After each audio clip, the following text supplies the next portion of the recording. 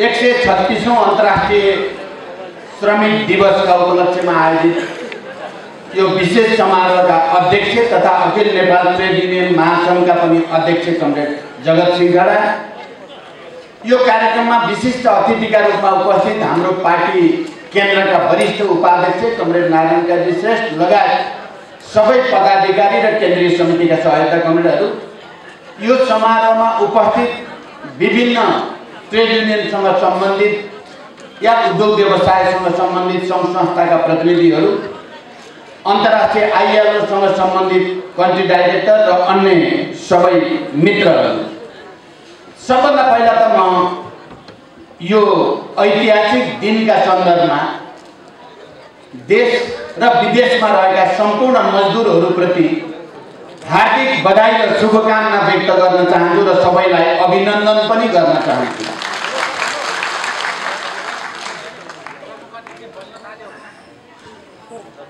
हामी सबैलाई थाहा भएकै कुरा हो, मजदुर या श्रम या श्रमिक यो संसारमा मानव जाति, मानव जगत भनौँ र पशु जगतको भेद श्रमबाट नै भएको हो र श्रमसँग श्रमिकहरू जोडिएका छन्। आज दुनियाँमा जे जति प्रगति भएको छ त्यो प्रगति, भौतिक प्रगति या अन्य सबै खाले प्राविधिक प्रगति पनि मजदुरहरूको मेहनतका बलमा नै भएको छ। त्यसकारण हामी के भन्छौँ भने इतिहासको निर्माता, समाज विकासको प्रणेता पनि श्रम हो, श्रमिकहरू नै हुन्। यो विचारलाई व्यवस्थित रूपले अगाडि सार्ने काम अन्तर्राष्ट्रिय क्षेत्रमा, खास गरी युरोपमा मजदुर वर्गको सङ्घर्ष अगाडि बढ्दै जाँदा सर्वहारा वर्गले विद्रोहको झण्डा उठाउँदै जाँदा र सर्वहारा वर्गको निम्ति विचारको विकास हुँदै जाँदा कार्ल मार्क्स अन्तर्राष्ट्रिय सर्वहारा वर्गका महान नेता र फ्रेडरिक एङ्गेल्सले नै मजदुरहरूको निम्ति कार्य दिवसको कुरा उठाउनु भएको थियो। कम्युनिस्ट घोषणा पत्रसँगै यो विषयलाई व्यवस्थित रूपले उठाइयो र त्यो दिग्दर्शनमा नै मजदुरहरू क्रमशः आन्दोलित हुने, सङ्गठित हुने प्रक्रिया अगाडि बढ्यो र त्यही प्रक्रियामा नै अमेरिका र क्यानाडाका मजदुरहरूले ट्रेड युनियन मार्फत आन्दोलन गरिरहेको अवस्थामा, त्यो खास गरी 1884 मा ती दुईटा सङ्गठनले एउटा निर्णय गरे। 1886 मा 8 घण्टाको कार्य दिवस घोषणा गर्ने निर्णय सहित 1886 मई 1 का दिन सबैतिर आन्दोलन भयो, मजदुरहरूका विरोध विद्रोहहरू भए र त्यसको एउटा सशक्त अभिव्यक्ति अमेरिकाको सिकागो सहरमा हे सिटी भनेर पनि चिनिन्छ, त्यहाँ भयो र त्यहाँ निकै ठुलो दमन र मजदुरहरूमाथि अत्याचार भयो र त्यो विद्रोहको दिनको रूपमा अनि बिस्तारै मई दिवसलाई मजदुर दिवसका रूपमा मनाउने प्रक्रिया अगाडि बढ्यो। यहाँहरू सबैलाई थाहा छ, यो प्रक्रियामा 1890 मा जति बेला फ्रेडरिक एङ्गेल्स जीवितै हुनुहुन्थ्यो, संसारभरिका समाजवादी पार्टीहरूको एउटा ठुलो भेला फ्रान्समा भयो र त्यो भेलाले मई दिवस, मजदुर दिवस मनाउने निर्णय गर्यो। त्यो 1890 को कुरा थियो र त्यहाँदेखि यहाँसम्म मई दिवस मजदुर दिवसका रूपमा मनाउने प्रचलन अगाडि बढ्यो। तर सबैतिर मई दिवस एकै रूपमा, एकै किसिमले मनाइएन। कयौं देशहरूले मई दिवस मनाउने कुरालाई प्रतिबन्ध पनि लगाए, मई दिवस मनाउने कुरालाई दमन गरेर तह लगाउने कोसिसहरू पनि भए। तर क्रमशः यो अन्तर्राष्ट्रिय दिवसका रूपमा स्थापित हुँदै गयो। जब मजदुर वर्गको एकता विश्वव्यापी रूपमा प्रदर्शित हुँदै गयो, सबैतिर निरङ्कुशताका विरुद्ध, पुँजीपति वर्गको शोषणका विरुद्ध आवाजहरू उठ्दै गए यो दिवस पनि अन्तर्राष्ट्रिय दिवसका रूपमा स्थापित हुँदै गयो र अहिले संसारभरि नै यो दिवस मजदुर दिवसका रूपमा मनाइने गरेको छ र नेपालमा यहाँहरूलाई थाहै छ 7 साल वरिपरि जब विराटनगरमा मजदुर आन्दोलनको सुरुवात भयो हामीले अहिले भर्खरै सम्मान गर्यौं नेपाल कम्युनिस्ट पार्टीका संस्थापक कमरेड नरबहादुर कर्माचार्य जो नेपालमा ट्रेड युनियनका पहिलो संस्थापक पनि हुनुहुन्थ्यो र त्यो मजदुर आन्दोलनको एकजना नेता पनि हुनुहुन्थ्यो। त्यही मजदुर आन्दोलन सँगै मई दिवस मनाउने प्रक्रियाको सुरुवात पनि भएको हो।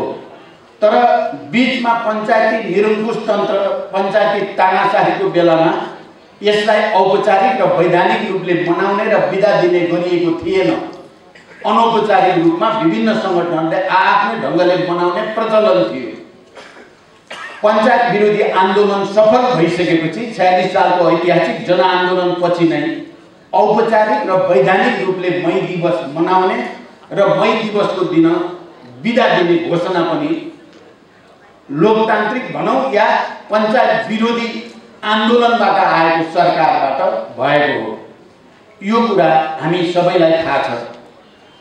अब मैले धेरै भन्ने भन्दा पनि हामीले सर्वहारा वर्ग या मजदुर वर्ग श्रमिकहरूको हितको निम्ति भनेर 6 सालदेखि नै नेपालमा कम्युनिस्ट पार्टीका नेतृत्वमा विभिन्न समय र कालखण्डमा ठुल्ठुला सङ्घर्ष र बलिदानहरू हुँदै आएका छन्।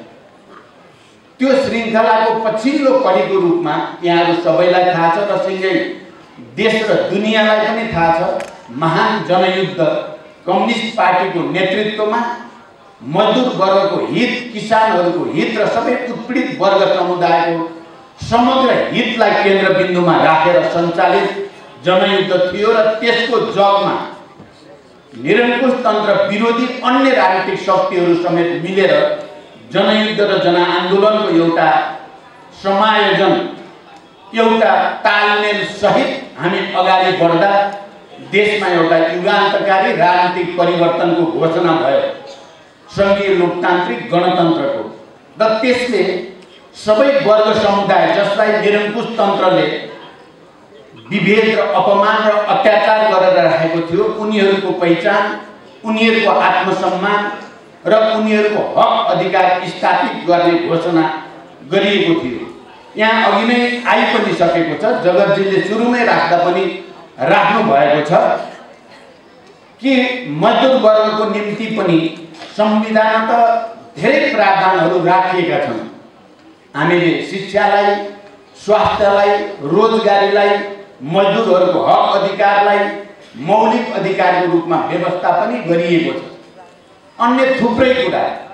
तर यहाँसम्म आउँदा पक्कै पनि हामीले समीक्षा गर्नुपर्ने भएको छ के साँच्चै संविधानमा उल्लेख गरिए अनुसार मजदुर लगायत सबै श्रमजीवी जनतालाई त्यो आत्मसम्मान, त्यो हक अधिकार दियो त, दिन सकियो त?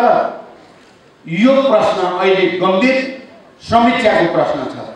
यहाँलाई सबैलाई थाहै छ यो खाली मजदुर वर्गको मात्रै कुरा होइन। सबै उत्पीडित महिला, दलित, आदिवासी जनजाति, मधेसी, मुस्लिम, थारू लगायत जो हिजोदेखि राज्यद्वारा विभिन्न खालका विभेद र अपमान सहन बाध्य पारिएको थियो, तिनीहरूको अधिकार संविधानमा व्यवस्था गरिएको छ धेरै हदसम्म। तर त्यस अनुसार के साँच्चै नै प्रयोगमा गएको छ त? समीक्षाको बेला भएको छ। हामी सबैले आफ्नो ठाउँबाट यो विषयलाई गम्भीर रूपले विचार गर्नुपर्ने बेला आएको छ। हामीले के संविधानले भने अनुसार 3 तहको सरकार भनेका छौँ, स्थानीय सरकार, प्रादेशिक सरकार र सङ्घीय सरकार। ती तीनै तहको सरकारको निम्ति आवश्यक ऐन कानुनको व्यवस्था गरेर तिनलाई कार्यान्वयन गर्ने दिशातिर राजनीतिक नेतृत्व र सरकार, राज्य गम्भीर रूपले गएको छ त? प्रश्न निकै नै गम्भीर बनेर अहिले आइराखेकै छ। यहाँ मजदुरकै कुरा गर्दा पनि थुप्रै विषयहरू, न्यूनतम वेतन वृद्धिको कुरा, किन कार्यान्वयन भइरहेको छैन? श्रम ऐनका मजदुर विरोधी प्रावधानहरूको संशोधन किन भइरहेको छैन? आउटसोर्सिङ र ठेकेदारी प्रथाको अन्त्य गर्न किन सकिएको छैन? होटल मजदुरको 17 वर्षसम्म कार्यान्वयन गर्दै आएको 10% सेवा शुल्क अदालतको फैसलाद्वारा हटाउनु पर्ने बाध्यता के आइरहेको हो? सामाजिक सुरक्षा कोषमा आबद्धताको प्रक्रिया कति अगाडि बढ्यो, कति अगाडि बढ्न सकेको छैन? राज्यका नीति निर्माण तहमा मजदुर वर्गको प्रतिनिधित्व गराउने कुरा हामीले संविधान बनाउने बेलादेखि छलफल चाहिँ गर्दै आएका छौँ, तर यो व्यवहारमा किन कार्यान्वयन हुन सकेको छैन? सम्पूर्ण मजदुर साथीहरू, मैले यसको धेरै लामो व्याख्या गर्न त अहिले सम्भव छैन। म खालि के भन्न चाहन्छु भने यो परिवर्तनको प्रमुख वाहक हुनुको नाताले, 10 वर्षको जनयुद्धको नेतृत्वकर्ता हुनुको नाताले 12 बुँदे समझदारीदेखि शान्ति सम्झौता, संविधान सभा र संघीय लोकतान्त्रिक गणतन्त्रसम्म देशलाई लैजान महत्त्वपूर्ण भूमिका खेलेको पार्टी हुनुको नाताले हाम्रो जिम्मेवारी अरूको भन्दा पक्कै पनि ठुलो थियो, ठुलो छ। तर कता कता हामीले पनि यो विषयलाई जुन गम्भीरता र तत्परताका साथ लिनु पर्थ्यो, हामीले मजदुर लगायत उत्पीडित वर्ग समुदायलाई विद्रोहका निम्ति गरेको अपिल, त्यो विद्रोहमा देखा परेको सहभागिता, त्याग, बलिदानका श्रृङ्खलाहरू जो थिए, त्यसअनुसार यस बीचमा संविधान घोषणा भइसकेपछि हामीले कति काम गर्न सक्यौँ या गर्न सकेनौँ, सबभन्दा पहिला हामीले आफ्नै समीक्षा गर्नुपर्ने आवश्यकता छ। र यो प्रक्रियामा तपाईहरुलाई मैले लामो व्याख्या नगरिकन खाली स्मरण मात्रै के गराउन चाहन्छु भने पछिल्लो पटक यद्यपि हामीले पहिलो सरकार, दोस्रो सरकार, तेस्रो हुँदै सरकारको नेतृत्व गर्दा हामीले केही ऐतिहासिक रेकर्डहरू नबनाएको होइन। यहाँ अघि थोरै कुरा साथीहरूले राख्नुभयो। भौतिक पूर्वाधारको क्षेत्रमा मध्य पहाडी लोकमार्ग या उत्तर दक्षिण कोरिडोर या चुरे पनि फेरि एउटा अर्को पूर्व पश्चिम राजमार्गको प्रस्तावक हामी नै हो। अहिले ती निर्माण प्रक्रिया करिब करिब सम्पन्न हुने ठाउँतिर गएका छन्। हुलाकी मार्ग जो तराई मधेसका निम्ति एउटा जीवन रेखा जस्तो छ, त्यो हुलाकी मार्ग निर्माण प्रक्रिया लथा लिङ्ग र भटाढुङ्गा जस्तै भएको थियो। हामी सरकारको नेतृत्व दोस्रो पटक गर्दा त्यो विषयलाई गम्भीरतापूर्वक उठाएर त्यसलाई अगाडि बढाउने प्रक्रिया गयो र अहिले त्यो सम्पन्नताको नजिक पुग्दैछ। तपाईहरुले थाहा पाइराख्नु भएकै कुरा हो, लोड सेडिङको आतंकबाट नेपाली जनतालाई मुक्त गर्ने काम पनि हामीले दोस्रो पटक सरकारको नेतृत्व गर्दा नगरेको होइन।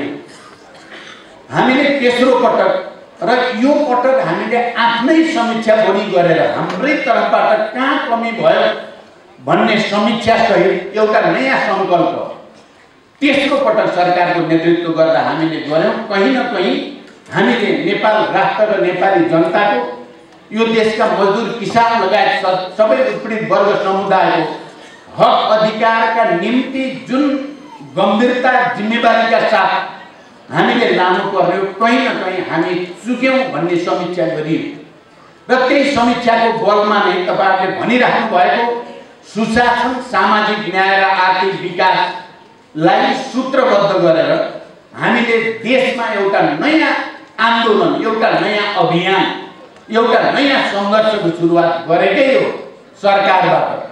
तपाई हामी सबैलाई थाहा छ, हाम्रो संख्या, सदनभित्रको हाम्रो संख्या त्यति ठुलो थिएन कि हामीले चाहे जस्तो सबै कुरा गर्न सकौं। तर फेरि पनि त्यस्तो परिस्थितिमा मैले प्रधानमन्त्रीको हैसियतले, वरिष्ठ उपाध्यक्षले उप प्रधानमन्त्री र गृहमन्त्रीको हैसियतले, अन्य साथीहरू पनि विभिन्न मन्त्रालय, ऊर्जा मन्त्रीदेखि सूचना सञ्चारदेखि महत्त्वपूर्ण मन्त्रीहरूको सामूहिक प्रयासले हामीले भ्रष्टाचारका विरुद्ध महाअभियान छेडेकै हो। तपाई हामी सबैलाई थाहा छ। हामीले सामाजिक न्यायको पक्षमा खास गरी मजदुर वर्ग श्रमिकहरूको हितमा भनेर सामाजिक सुरक्षा कोषमा आबद्धताको 2 पटक मैले नै घोषणा गरेँ। अहिले 15 लाखभन्दा बढी नेपाली युवा युवतीहरू जो विदेशमा छन् उनीहरू सामाजिक सुरक्षा कोषमा आबद्ध भइसकेका छन् र हामीले नै गरेको घोषणा अनुसार अनौपचारिक क्षेत्रमा काम गर्ने श्रमिकहरूको लागि पनि सामाजिक सुरक्षाको ग्यारेन्टी गर्ने प्रक्रिया अगाडि बढाइएको थियो।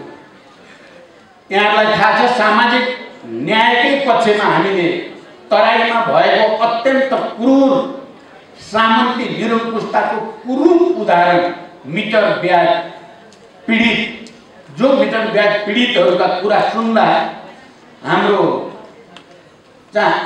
जिम्मेवारीले हाम्रो आदर्श र निष्ठालाई कहीँ न कहीँ चुनौती दिएको महसुस हामीले गर्यौं र यो मिटर ब्याज पीडित समस्यालाई समाधान गर्न ऐन व्यवस्था आवश्यक छ भनेर हामीले ऐन बनायौं र संरचना बनाएर त्यसलाई अन्त्य गर्ने कोसिस हामीले गर्यौं।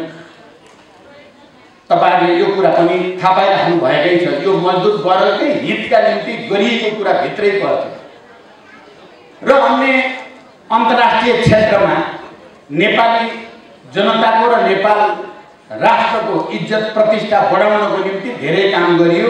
मलाई अहिले ती सबै कुराको व्याख्या गर्न सम्भव भइरहेको छैन, तर हामीले यो काम सुरु गर्यौं। हामीले आत्मसमीक्षा सहित गरेका थियौं। हामीले केही रिकर्ड बनाउनै पर्छ। हामी क्रान्तिद्वारा आएको शक्ति हुनुको नाताले क्रान्तिका उपलब्धिको रक्षा र क्रान्तिलाई अझ माथि उठाउनको निम्ति हामीले सामाजिक न्याय, सुशासन र आर्थिक समृद्धिका निम्ति एउटा नयाँ लडाई लड्नै पर्छ भनेर सुरु गरिएका कुरा हुन्। यी मजदुर साथीहरू, म तपाईहरुलाई गम्भीर रूपले अपील गर्न चाहन्छु। यो सामान्य रूपले बाइ द वे भएको कुरा होइन। यी धेरै सोच विचार गरेर आउने दिनको नेपाल कता लैजाने, नेपाली समाजलाई, नेपालको संघर्षलाई, जनताको संघर्षलाई कसरी अगाडि बढाउने भन्ने उद्देश्यमा धेरै समय अध्ययन, चिन्तन, मनन गरेपछि निकालिएको निष्कर्ष थियो। स्वाभाविक हो, हामीले भ्रष्टाचारका विरुद्ध, सामाजिक न्यायका पक्षमा र समृद्धिका पक्षमा अगाडि बढ्न थालेपछि, खाली मुखले मात्रै होइन एक्सनद्वारा नै अगाडि बढ्न थालेपछि यो देशका दलाल पुँजीपतिहरूलाई यो कुरा सह्य भएन। सह्य हुने कुरा पनि थिएन, किनकि उनीहरूको शोषण, उनीहरूको अत्याचारका विरुद्धकै थियो यो अभियान। त्यसैगरी यो देशका नोकरशाहहरू, उनीहरूलाई पनि यो कुरा सह्य हुने थिएन। उनीहरूलाई पनि कहीँ न कहीँ माओवादी केन्द्रको नेतृत्वमा सरकार रहिराख्यो भने उनीहरूले आफ्नो वर्गकै भविष्य, आफ्नो समुदायकै भविष्य खतरामा देखे र अनेक प्रपञ्च भयो। म त्यसको पनि व्याख्या गर्न चाहन्न र हामीलाई सरकारबाट बाहिर जान बाध्य पारियो। तपाईहरुलाई थाहा छ, सरकारबाट बाहिर आउँदै गर्दा हामी विजेताको रूपमा आएका थियौं। जो सरकारमा जाँदै थिए उनीहरू हारेको, पराजित मानसिकता सहित उनीहरू सरकारमा जाँदै थिए। हामी भ्रष्टाचारीमाथि कारबाहीको अभियान सुरु गरेको शक्तिका रूपमा, सामाजिक न्यायका निम्ति उत्पीडित वर्गका पक्षमा लडेको शक्तिका रूपमा, आर्थिक समृद्धिका निम्ति मेहनत गरेको शक्तिका रूपमा र अन्तर्राष्ट्रिय क्षेत्रमा, चाहे त्यो हिन्दुस्तानमा होस् या चीनमा, अमेरिकामा होस् या इटालीमा, दुबईमा होस् या हरेक अन्तर्राष्ट्रिय मञ्चमा हामीले नेपाल पक्षको चाहिँ जसरी उद्घोष गरेका थियौं, त्यसले जो सकारात्मक भाव थियो त्यो सकारात्मक भाव उल्ट्याउन खोजेको हुनाले सरकारमा जानेहरू पराजित मानसिकता सहित आतंकित भएर आफैले गरेको सम्झौता पनि लुकाएर आफ्नै पार्टीलाई पनि जानकारी नदिइकन दलालहरूको र बिचौलिएका घरमा गएर सम्झौता गरेका थिए भने हामी छाती फुलाएर उनीहरूलाई चुनौती दिँदै तिमीहरूको यो षड्यन्त्र सफल हुने छैन। हामी जनताको बीचमा गएर, हाम्रो वर्ग, हाम्रो समुदायको बीचमा गएर नयाँ ताकत सहित फेरि तिमीहरूका विरुद्ध लडाईँ लड्न आउनेछौँ यही ठाउँमा भनेर मैले घोषणा गरेको सायद तपाईहरुले सुनिराख्नु भएकै छ।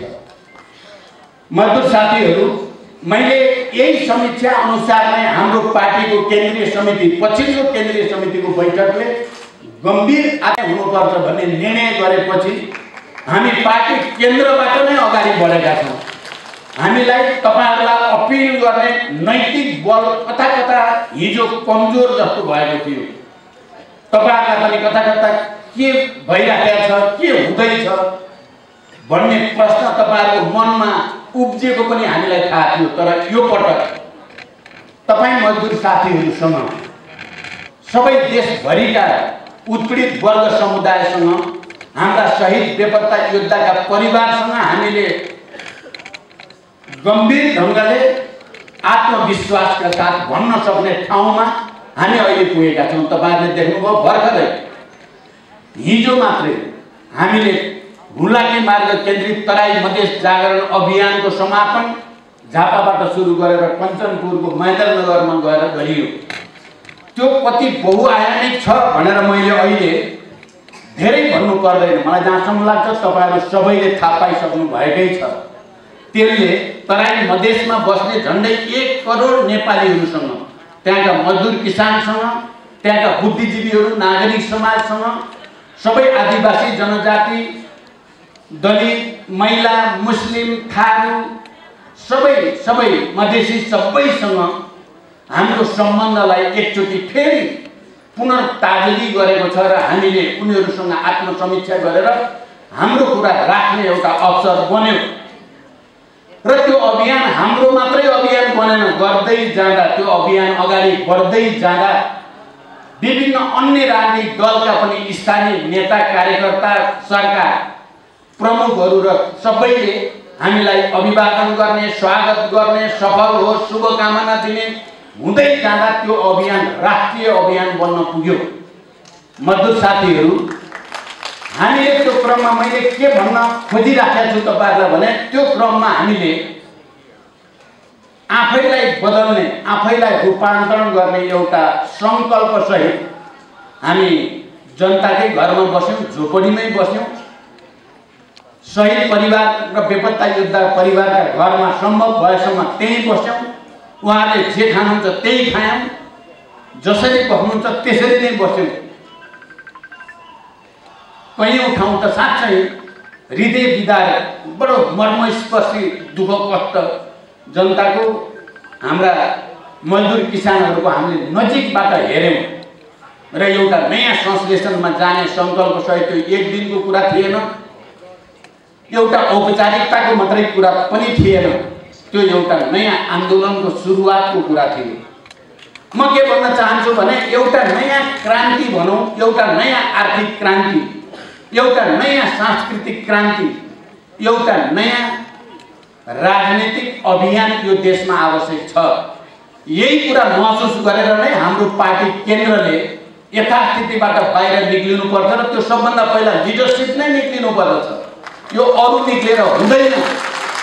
त्यसकारण अहिले हामी लिडरशिपको सिंगै टिम फेरि एकचोटि हाम्रो वर्गसँग, हाम्रो मुद्दासँग, हाम्रो समुदायसँग एकाकार हुने संकल्प सहित हामी अगाडि बढेका छौँ।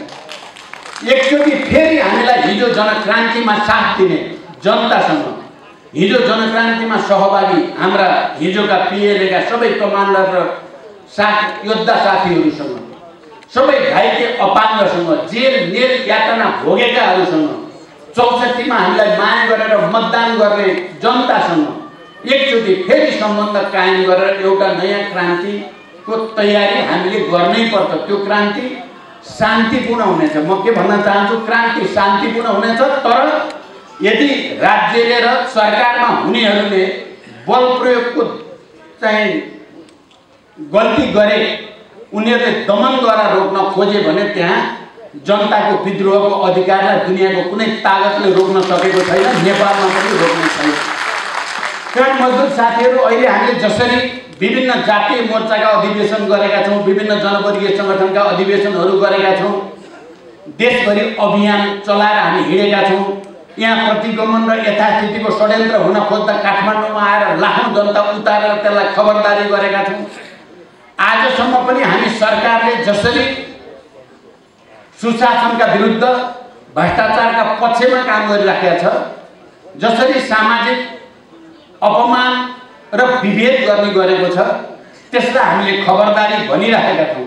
आजसम्म पनि हामी खबरदारी भनेका छौँ। तर म तपाईँ मजदुर साथीहरूलाई के भन्न चाहन्छु भने हामीले अहिले देशको परिस्थिति जस्तो देखेका छौँ, खालि कुनै खास वर्ग समुदायको मात्रै होइन, सिङ्गै राजनीतिक परिवर्तनलाई नै उल्ट्याउने दुस्साहस हुन खोजेको छ।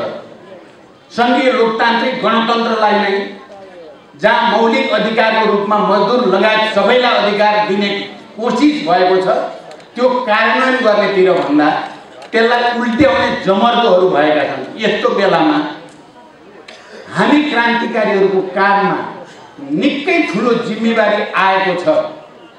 यो सामान्य कुरा छैन। तपाईँ मजदुर साथीहरूले हिजो जनक्रान्तिलाई सफलतासम्म पुर्याउन तपाईहरुले गरेको त्याग र पहल मलाई सबै राम्रोसँग थाहा छ। हामी शान्ति सम्झौतामा आइसकेपछि शहरमा मजदुरहरूको उपस्थिति र आन्दोलनको के प्रभाव थियो भन्ने कुरा पनि हामीलाई राम्रोसँग थाहा छ। अहिले जसरी ठुलो सङ्घर्ष र बलिदानबाट प्राप्त उपलब्धि उल्ट्याउने चेष्टा विभिन्न कोणबाट गर्न खोजिएको छ, त्यसलाई परास्त गर्ने र तपाईहरुले भनेको जस्तै चाहे न्यूनतम वेतन वृद्धिको कुरा होस्, चाहे श्रम ऐनमा मजदुर विरोधी प्रावधान हटाउने कुरा होस्, चाहे आउटसोर्सिङ र ठेकेदारी प्रथाको अन्त्य गर्ने कुरा होस्, होटेल मजदुरको तपाईहरुले भने जस्तो 10% सेवा शुल्कको कुरा होस्, या सामाजिक सुरक्षासँग सम्बन्धित विषय होस् र राज्यका नीति निर्माणमा मजदुरको प्रतिनिधित्व हामीले धेरै पटक छलफल गर्यौं। तर हाम्रो शक्ति नपुग्दा हामीले चाहे जस्तो गर्न सकेका छैनौं।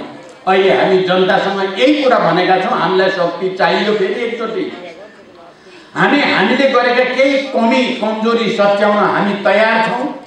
हामीलाई ताकत चाहियो। यो लिडरशिपलाई, यो पार्टीलाई एकचोटि फेरि जनताको ताकत चाहियो भनेर हामीले देशभरि अपिल गरेका छौं। म तपाईँ मजदुर साथीहरूसँग पनि तपाईहरु अब राम्रो तयारीमा जानु, छिटै हामी ठुलो आन्दोलनमा जानुपर्ने अवस्था छ।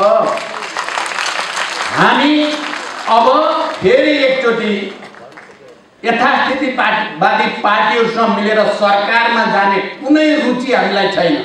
हामी जनतासँगै ठिक छौं, हामी हाम्रो वर्गसँगै ठिक छौं। तपाईहरु कन्फ्युजनमा नपर्नु होला, विभिन्न खालका मिडियामा आउने समाचारहरूबाट भ्रमित नहुनु होला।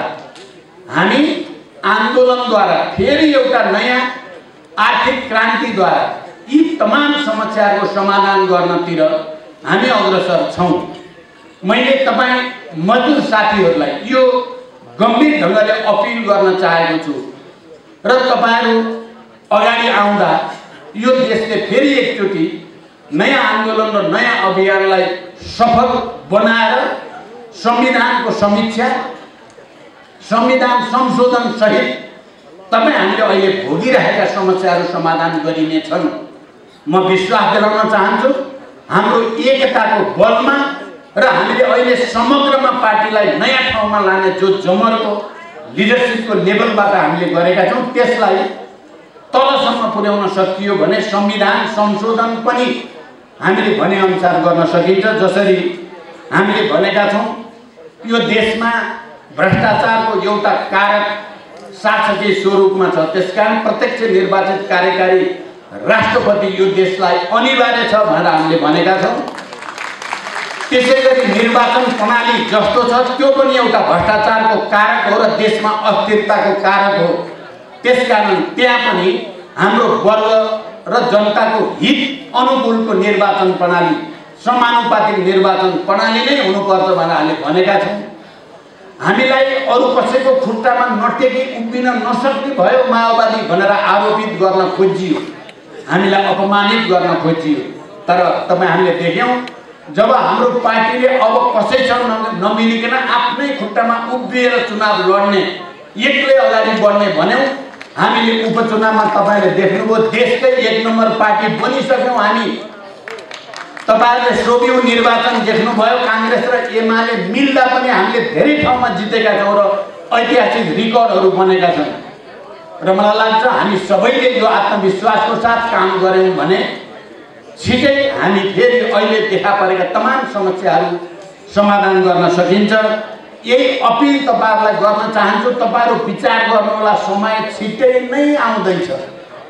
समय छिटै नै आउँदैछ। एउटा नयाँ आन्दोलनको, नयाँ अभियानको, एउटा नयाँ क्रान्तिको, त्यसको नेतृत्व गर्न पार्टी तयार भएको छ भन्ने तपाईहरुलाई विश्वास दिलाउँदै तपाईहरु पनि मजदुर सेक्टरबाट आन्दोलनको निम्ति तयार हुन अपिल गर्दै म आफ्नो